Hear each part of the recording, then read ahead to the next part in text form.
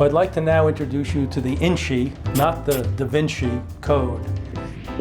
InChI, International Chemical Identifier. And it's the greatest thing ever since sliced bread.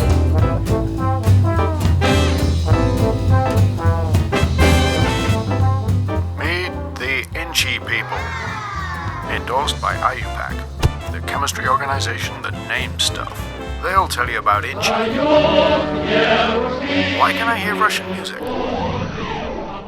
Well, I created the program which makes InChIs out of chemical structures. And it took some time, and finally it worked. And I'm quite happy that it did. InChIs are a representation of chemical structure. It has all the details. And the bigger the chemical structure, the bigger the InChI. This is chemical structure of a well-known substance called morphine. And this is how a chemist would draw a chemical structure of it. I think we need a chemist at this point. White coat, chemicals, she looks the part.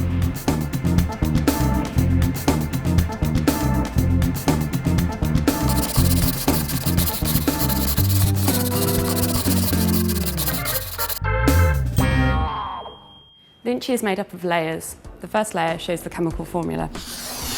For morphine, this is C17H19NO3. The second layer shows the connectivity of the atoms in the molecule. The section starting with an H refers to where the hydrogen atoms in the molecule are positioned. I'm not going to draw them all in because it'll be a bit messy.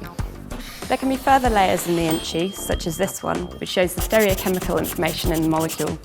So the InChI is built up of layers. It contains the chemical formula, the connectivity of the main atoms in the skeleton, the hydrogen atoms, and other information such as charges, isotopes, and the stereochemistry in the molecule. One of the other great features of the design process in InChI was to be able to handle tautomers. A molecule having different forms, and it can exist in different states and interact with its target and affect the body in different ways. That's some funky chemistry. So although a human can see that all of these structures represent the same compound, morphine, a computer can't tell the difference between these structures, or not easily at least. An InChI is a convenient identifier for a substance as it represents all of these chemical structures.